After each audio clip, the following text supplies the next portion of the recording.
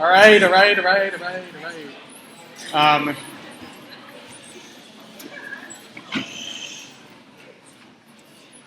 Okay, so what we're going to do for Lecture 9 here is talk about what I like to call acquisitions and mergers.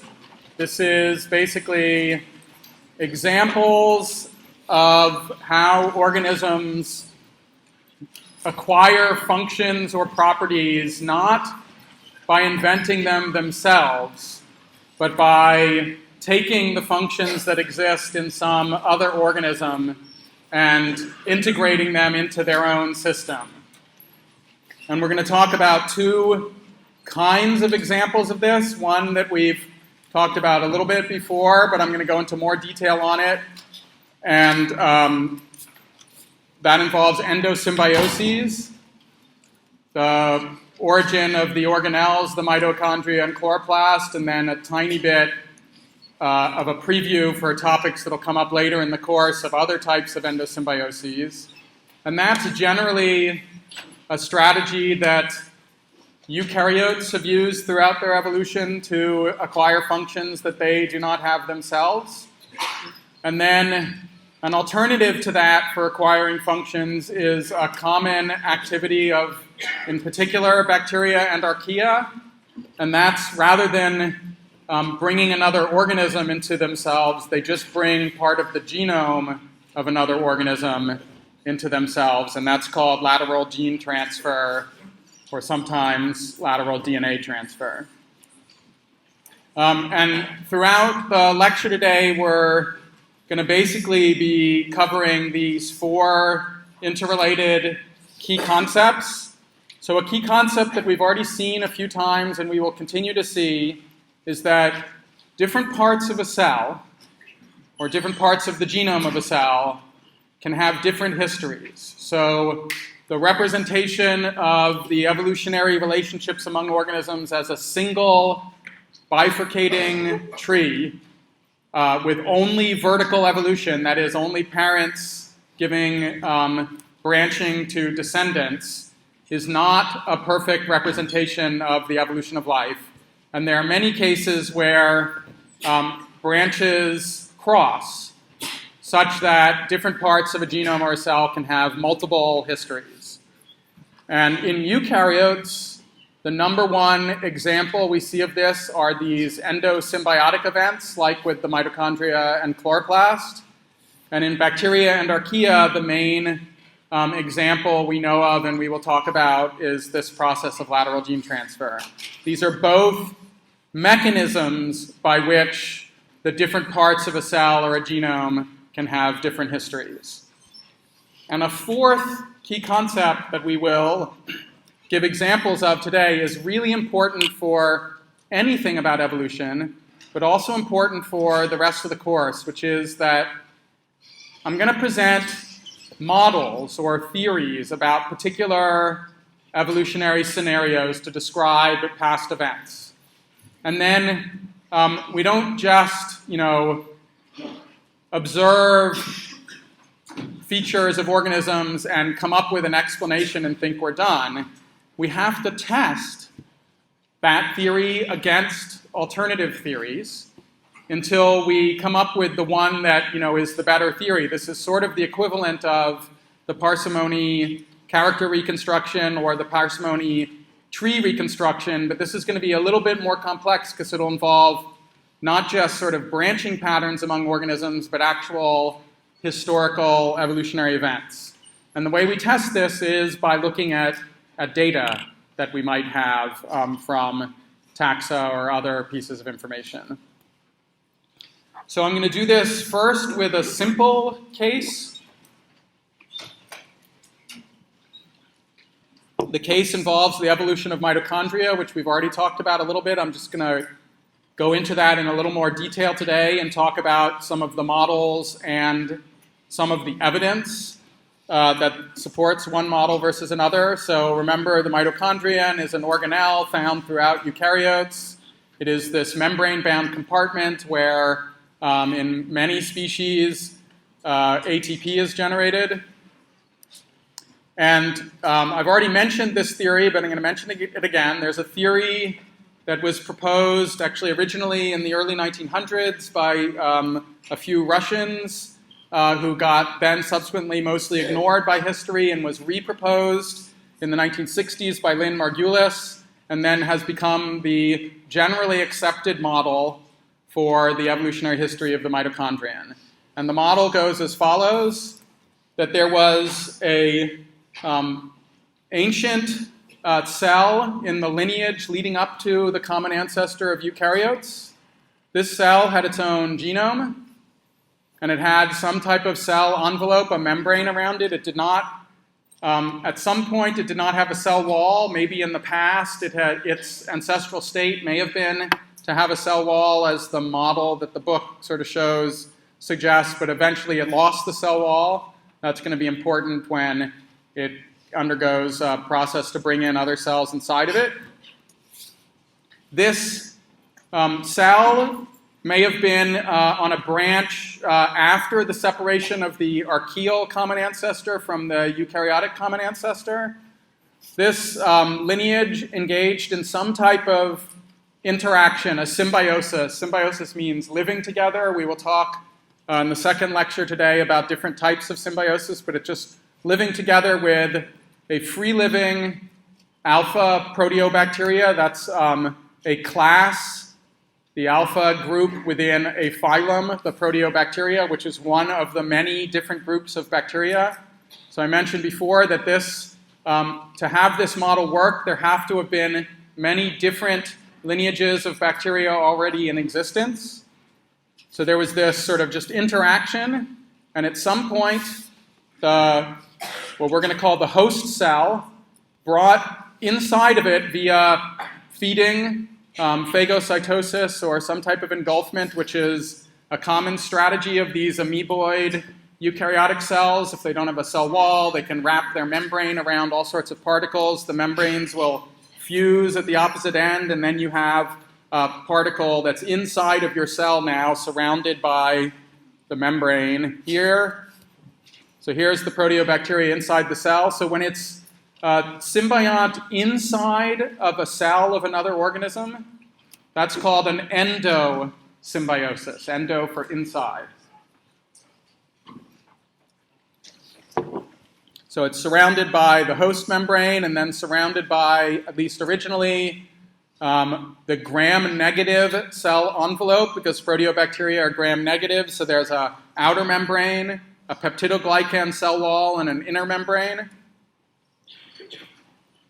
This event is generally known as a primary endosymbiosis, or just primary symbiosis, when the symbiont, the organism brought inside, is experiencing, in essence, its first symbiosis.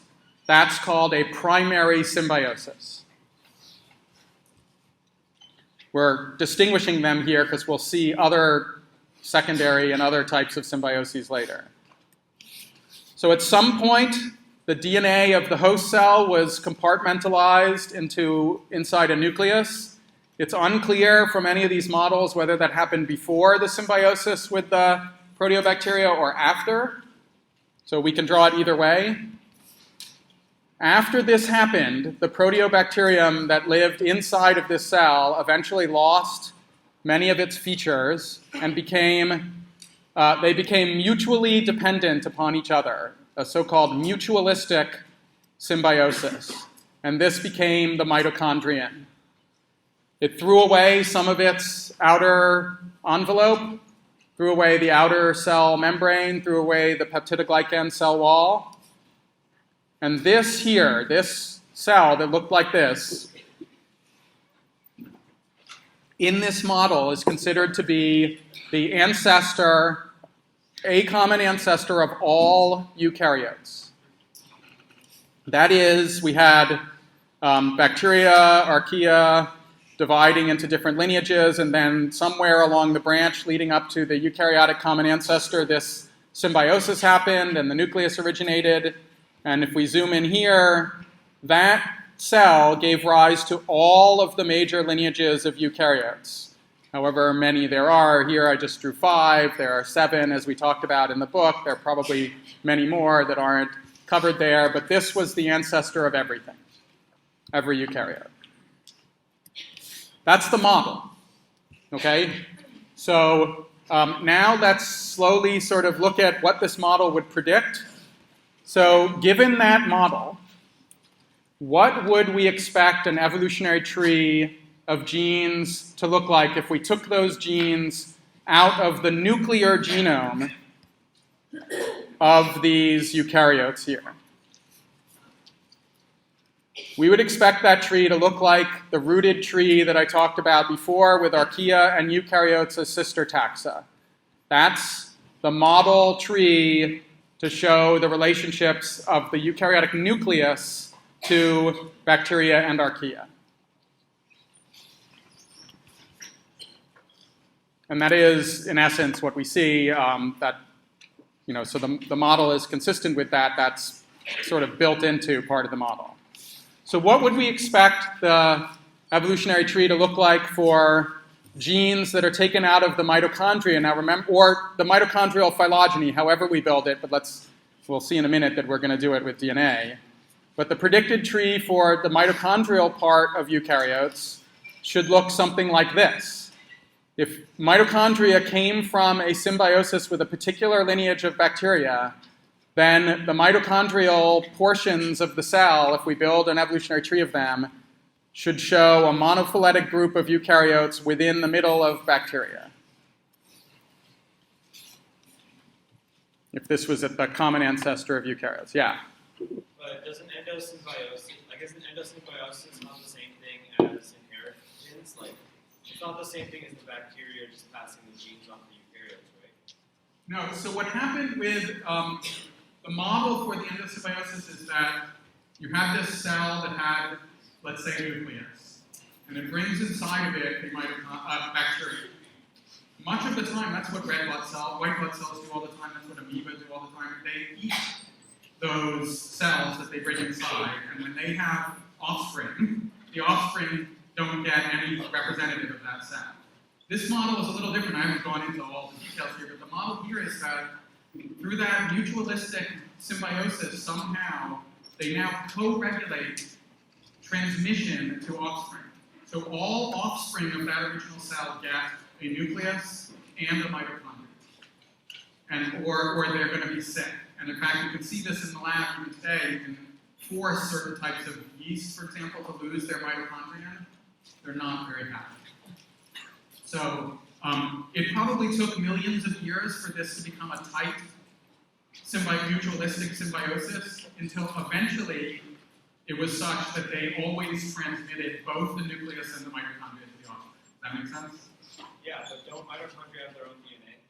Right, so mitochondria have their own DNA, so there has to be a coordination between the nucleus and the mitochondria in terms of making copies of their respective genomes. And there actually are different enzymes that actually carry out the processes in the mitochondria versus the nucleus. But there's a global co-regulation of them such that you don't make a copy of the nucleus and divide the cell until you have many copies of the mitochondria as well.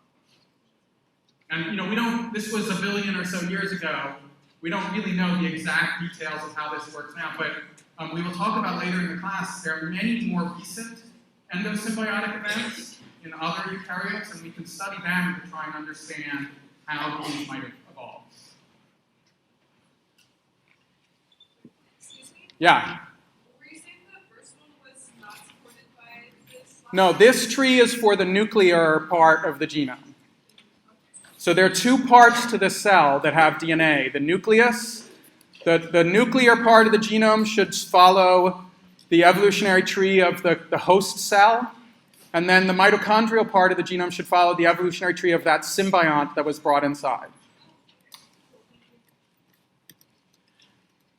So there's an alternative model that many people considered for a while, which is, what if the mitochondrion had many separate origins? So you look inside a eukaryotic cell, you see this entity that we're going to call a mitochondrion. We've already talked about how appearance is not a great indicator of evolutionary relatedness of microbes or of organelles either. And it is entirely possible that different so the mitochondria from plants could, in theory, have a different evolutionary origin from the mitochondrion of animals, from the mitochondrion of apicomplexans, from the mitochondrion of diatoms. And so we can test these two alternatives by gathering data from many, many, many different mitochondria and asking, what does their tree look like? If they were of separate origin, then maybe mitochondria from animals might group with these bacteria, mitochondria from plants might group with these bacteria. It's even possible that mitochondria from some other lineage would group with archaea. The mitochondria appearance doesn't really tell us that it has only a single origin, and it doesn't really tell us what that origin is. So how can we figure out what that origin is if the appearance is not that useful? We actually look at the DNA inside the mitochondrion. Fortunately, most modern mitochondria retain a decent amount of DNA left over from their previous free-living life. We can pull out that DNA so we can isolate mitochondria. We can isolate their ribosomes if we're doing it with the old Woese-like strategy that he used to determine the tree of life. We can isolate the ribosomal RNA from those, read the sequence of them, build a data matrix, and build an evolutionary tree. And if we do that, the evolutionary tree looks like this, with all mitochondria being monophyletic with each other, grouping within one branch of bacteria. That indicates that the mitochondria have a single origin sometime in the past. So it doesn't support the multiple origin theory. It is consistent with the single origin theory. And if we actually look at those trees, this is a tree from real data from bacterial genes and genes from mitochondria. And if we look at that tree, here are the mitochondria, the genes from mitochondria. They group in the evolutionary tree inside a group of bacteria called the Proteobacteria. That's one of the phyla that we talked about previously. They're in fact inside one of the classes of Proteobacteria called the alpha Proteobacteria. And they all go back to a single mitochondrial ancestor. So we have a theory, we have an alternative theory, we look at the data supports the original theory, not the alternative. And we continually iterate our model about evolution, in this case mitochondrial evolution, with actual data to test the possible explanations. So if we look inside a eukaryotic cell, turns out that there are at least, by this model, there are genes of at least two origins. The mitochondrial genes, their tree looks like this. The nuclear genes, their tree looks like in the one over here highlighted in yellow. One weird feature that we're not going to go into a lot of detail about right now is that over evolutionary time, it turns out that many of the genes that used to be in the mitochondrial genome have migrated to the nuclear genome. If we build evolutionary trees of genes in the nuclear genome, some of them group inside the alpha Proteobacteria branch in the evolutionary tree with other genes from mitochondria. That's because they originally were in the mitochondrial genome. So we have at least two distinct histories contained within one lineage, the eukaryotic cell. So there are many other predictions we could make and eventually test based upon this model of the mitochondrial symbiosis happening prior to the existence of the common ancestor of all eukaryotes and all descendant lineages inheriting the nucleus and the mitochondria together from that common ancestral lineage. For example, this is to think about at home. There may be some question related to this on some test in the future. What does this model imply about the evolution of those eukaryotes that do not have mitochondria? We talked about two lineages that do not have mitochondria, the diplomonads and the parabasalids, with Giardia as an example and Trichomonas as an example. What does this, if this is true, what does that tell us about the species that do not currently have mitochondria? Not going to answer that here. You need to think about that. There's another thing to think about, another model that this would predict or point to, which is what does this model imply about what the phylogenetic trees of mitochondrial and nuclear genes should look like within the eukaryotes? That is, if we pull out mitochondrial genes from, say, humans, chimps, rats, and birds, and we pull out nuclear genes from humans, chimps, rats, and birds, and we build a tree of the nuclear genes just for those taxa, not for all eukaryotes, but just for those taxa, and we build a tree of mitochondrial genes just for those taxa, and we compare them to each other, what would they respectively say about the evolution of those groups? So think about those two implications of this model for our understanding of evolution of mitochondria. So we're going to switch now to a slightly more complicated situation. It's going to start out simple but get complicated, more complicated than the mitochondrial situation. So now let's look at chloroplast evolution. Chloroplasts are organelles found in many eukaryotic cells that are involved in photosynthesis. If we create a model for chloroplast evolution, this is made basically by the same people that made the model for mitochondrial evolution originally. A simple model of chloroplast evolution, it would look something like this. So imagine you had this primitive eukaryotic cell with a nucleus and a mitochondrion. That eukaryotic cell engaged in some type of symbiosis with a free-living cyanobacterium. Cyanobacteria are one of the phyla of bacteria that we talked about. Most of the known representatives of cyanobacteria are photoautotrophic. So there's a strong incentive for this cell to engage in a symbiosis with this one. This one is able to make sugars from using the energy of light. It's able to convert carbon dioxide into sugars. This one cannot. So rather than scavenging for food, maybe it just finds a way to work with this cyanobacteria and maybe provide it shelter in exchange for food. So it also does the engulfment just like the original host of the mitochondrion. Grabs this free-living cyanobacteria using the flexible cell membrane and some type of phagocytosis process, brings it inside the cell. This cyanobacterium is now an endosymbiont. This is also called a primary symbiosis because, again, primary refers to the history of the symbiont. This is the first time this cyanobacterium has been brought inside a host cell.